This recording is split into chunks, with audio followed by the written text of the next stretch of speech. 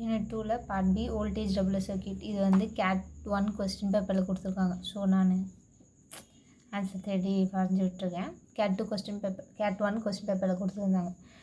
First voltage double சர்க்யூட்னா கொடுத்துருக்க input வின்னு கொடுத்தா அது நம்மளுக்கு டபுள் ஆகி வரும். பேர்லேயே தெரியல வோல்டேஜ் டபுள் சர்க்யூட். இதில் வந்து 2 டயோடு யூஸ் பண்ணியிருப்பாங்க. அது கூட பேரலாகவும் சீரீஸாகவும் 2 கெப்பாசிட்டர் யூஸ் பண்ணியிருப்பாங்க.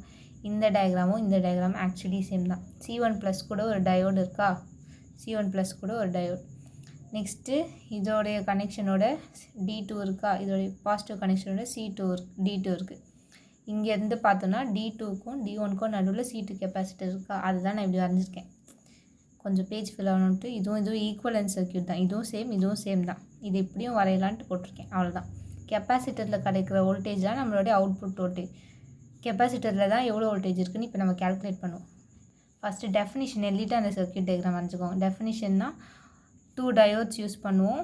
அவுட்புட் வந்து டிசி அவுட்புட் எப்படி கிடைக்குன்னா இன்புட் 2 கொடுக்குற இன்புட் வந்து டபுள் ஆகி வரும். அதை தான் இங்கேயும் சொல்லியிருக்காங்க. சர்க்யூட் எப்படி ஒர்க் ஆகும்னா ஃபஸ்ட்டு ஒரு கெப்பாசிட்டராக சார்ஜ் பண்ணிகிட்டே வரும் சர்க்யூட். அப்படி தான் சர்க்யூட் ஒர்க் ஆகுது. ஒரு கெப்பாசிட்டராக சார்ஜ் ஆகிட்டே வரும். ஒர்க்கிங் எப்பயுமே ஃபஸ்ட்டு பாசிட்டிவ் ஆஃப் சைக்கிள் பற்றி பேசிட்டு தான் நெகட்டிவ் ஆஃப் சைக்கிள் பற்றி பேசுவோம். ஆனால் இதில் மட்டும் நெகட்டிவ் ஆஃப் சைக்கிள் ஃபஸ்ட்டு போடணும். ஃபஸ்ட்டு நெகட்டிவ் ஆஃப் சைக்கிளில் during negative half cycle D1 வந்து forward bias, D2 reverse bias. அப்படியே ஆப்போசிட்டில் பாசிட்டிவ் ஆஃப் சைக்கிளில் D1 வந்து ரிவர்ஸ் பயாஸ் ஆகிடும், D2 அப்படியே மாறிடும். Next current flows through D1. இந்த D1ல் வந்து கரண்ட் ஃப்ளோ ஆகும். நெகட்டிவ்லேருந்து இப்படி இந்த டைரெக்ஷன் கரண்ட் டைரெக்ஷன் இப்படி போகும். D1லேருந்து கரண்ட் ஃப்ளோ வந்து கெப்பாசிட்டர் C1 வந்து சார்ஜ் பண்ணிவிடும். சார்ஜ் எதுக்கு பண்ணுன்னா பீக் வேல்யூ ஆஃப் வோல்டேஜுக்கு வந்து சார்ஜ் பண்ணிவிடும். சார்ஜ் பண்ணிவிட்டு இந்த கெப்பாசிட்டரில் பீக் அப்படியே தான் இருக்கும். டிஸ்சார்ஜிங்கே ஆகாது. சார்ஜ் அப்படியே ஸ்டோர் ஆகிருக்கும் பீக் C1ல். ஓகேவா? அந்த கதை தான் நெகட்டிவ் ஆஃப் சைக்கிளில் சொல்லியிருக்காங்க.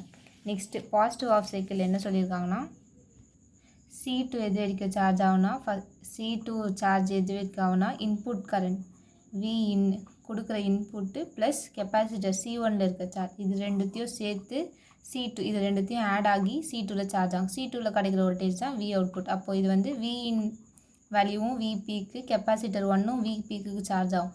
ரெண்டும் சேர்ந்து 2Vpக்குன்னு இருக்கும். Vpக்கு தான் V கொடுத்துருக்கிறது டபுள் ஆகி வருது. சுற்றி கொடுத்துருக்கிறது டபுள் ஆகி வர்றதா சொல்லியிருப்பாங்க அவங்க. அதை அப்படியே டெரிவேஷன்லாம் போட்டிருப்பாங்க, இதுலேயும் காமிச்சிருப்பாங்க. அவுட்புட் வேவ் ஃபார்ம் வந்து இதுக்கு ரொம்பவே சிம்பிளாக இருக்கும். பாசிட்டிவ் ஆஃப் சைக்கிளும் அதே கதை தான். இன்புட் வந்து ஃபஸ்ட்டு Vs மேக்ஸ்லேருந்து -Vs மேக்ஸ் வரைக்கும் இன்புட்டு. நம்மளுக்கு அவுட்புட் எப்படி கிடைக்குன்னா இங்கே இருக்க ஆக்சிஸ் இருக்குல்ல, இந்த ωt ஆக்சிஸை அப்படியே கீழே வரைஞ்சிக்கோங்க. அதான் நம்மளுடைய அவுட்புட். இங்கே வந்து 2Vs மேக்ஸ்ன்னு போட்டுக்கோங்க. இது Vs மேக்ஸு, இது 2Vs அப்படியே டபுள் ஆகிடும் நம்ம அவுட்புட்டில். அதான் இந்த மிடில் இருக்க ஆக்சிஸை கீழே வரைஞ்சிக்கோங்க. அவ்வளோதான், இதான் வேவ் ஃபார்ம். நெக்ஸ்ட்டு குட்டி டெரிவேஷன் மாதிரி V input plus V capacitor இருக்க சார்ஜ் தான் நம்மளுடைய VC2 தான் நம்ம கேல்குலேட் பண்ணோம். இதுதான் V அவுட்டு, VC2 தான் V அவுட்டு. V அவுட்டு சீக்கிரம் இதுவும் Vபீக், இதுவும் Vபீக், 2Vபீக்கு. V அவுட்டு சீக்கிரம் 2Vபீக். இல்லைனா Vபீக்கு Vin, VDC, VS எல்லாம் இன்புட் தான். ஓகேவா? அவ்வளோதான். இந்த டெரிவேஷனோட முடிச்சிருங்க. Next part B 5th 1, part C 2nd 1. Part B 5th 1ல் 3 phase டயோட் பிரிட்ஜ் ரெக்டிஃபையர் பற்றி கேட்டிருப்பாங்க. பார்ட் சியில் 3 phase அன்கண்ட்ரோல்டு ரெக்டிஃபையர் கேட்டிருப்பாங்க. அன்கண்ட்ரோல்டு ரெக்டிஃபையர்னாலும் 3 phase டயோட் பிரிட்ஜ் ரெக்டிஃபையர்னாலும் சேம் தான். ஓகேவா? என்ன எக்ஸ்ட்ராவாக பார்ட் சியில் எக்ஸ்ட்ராவாக with filter and without filter 2 condition கேட்டிருப்பான். இதில் வந்து வித்தவுட் ஃபில்டர் மட்டும், ஃபில்டர்லாம் நம்ம பற்றி எக்ஸ்பிளைன் பண்ண வேணாம். இதில் எக்ஸ்ட்ராவாக ஃபில்டர் பற்றி எக்ஸ்பிளைன் பண்ணுவோம். அவ்வளோதான். ஃபஸ்ட்டு பார்ட் பிக்கு இந்த டயக்ராம் மட்டும் வரும். 3 ஆர்மே டயோடு. ஓகேவா? 3 phaseனாலே 3 phase பிரிட்ஜ் ரெக்டிஃபையர்னாலே ஆர்மே டயோடு. அன்கண்ட்ரோல்னாலே டயோட் தான் வரணும், SCR வரக்கூடாது. செகண்ட் சாப்டர் அன்கண்ட்ரோல்னால் ஃபுல்லாக டயோட் தான். லோடு வந்து R. வித் ஃபில்டர்னால் இது பார்ட் சிக்கு மட்டும் எக்ஸ்ட்ராவாக வரும். இது பார்ட் பிக்கு. பார்ட் சிக்கு இது ரெண்டுமே வரையணும்.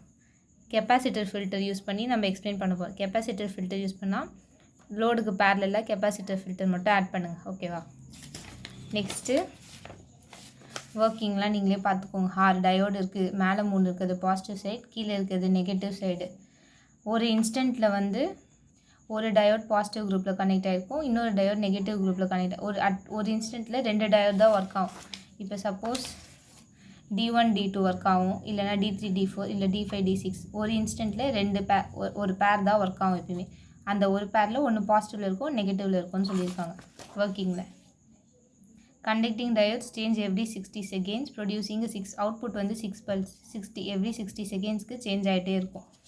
கெப்பாசிட்டர் பார்ட் சிக்கு இது எக்ஸ்ட்ராவாக எழுதணும். Capacitor filter changes peak and reduces. Capacitor எதுக்கு யூஸ் பண்ணுறோன்னா ரிப்பிள் வந்து கம்மி பண்ணும், மோர் கான்ஸ்டண்ட்டாக டிசி ரிப்பிள் கிடைக்கும். நம்ம அவுட்புட் வேவ் ஃபார்மில் பார்க்கலாம். இதை ஃபஸ்ட்டு வேவ் ஃபார்ம் ட்ரையாங்கிள் போட்டுக்கோங்க. 1 2 3 4 ட்ரையாங்கிள் மேலே 4 ட்ரையாங்கிள் கீழே போட்டுக்கோங்க. எல்லாத்தையும் கனெக்ட் பண்ணிக்கோங்க. ஃபஸ்ட்டு சி ஏபிசி, இங்கே வந்து பியில் ஆரம்பிக்கும். ஃபஸ்ட்டு சியில் ஆரம்பிப்போம், நெக்ஸ்ட்டு கீழே வந்து பியில் ஆரம்பிப்போம். ஃபஸ்ட்டு வந்து மேலே கனெக்ட் ஆகிற பாயிண்ட்ஸ் தான் பார்த்துக்கோங்க. மேலே கனெக்ட் ஆகிற பாயிண்ட்ஸ்க்கு ஒரு ஆக்சிஸ் வந்துட்டு மேலே ஒரு லைன் கீழே ஒரு லைன். இந்த D5லாம் எப்படி எழுதணும்னு சொல்கிறேன். மேலே கனெக்ட் ஆகிற பாயிண்ட்டுக்குலாம் ஒரு லைன் போட்டுக்கோங்க. ஃபஸ்ட்டு சியா, சினா ஃபஸ்ட்டு சி இருக்கா, இது மேலே இருக்கிறது ஃபுல்லாக பாசிட்டிவ், கீழே இருக்கிறது ஃபுல்லாக நெகட்டிவ். இந்த மேலே இருக்கிறது பாசிட்டிவ், கீழே இருக்கிறது நெகட்டிவ் வேல்யூ. மேலே இருக்கிறது பாசிட்டிவ் ஃபஸ்ட்டு பார்க்கலாம். இது சியா, சியில் பாசிட்டிவ், இது ஏபிசி, சியில் பாசிட்டிவ்னது D5. ஸோ இந்த வேல்யூ இது ஃபுல்லாமே D5. நெக்ஸ்ட்டு ஏ வேல்யூ, இதுக்கு ஸ்ட்ரெயிட்டாக வேல்யூ வரும். இந்த லைன் இது என்ன கண்டக்ஷன்னா ஏனா, ஏல பாசிட்டிவ் என்ன இருக்குது D1.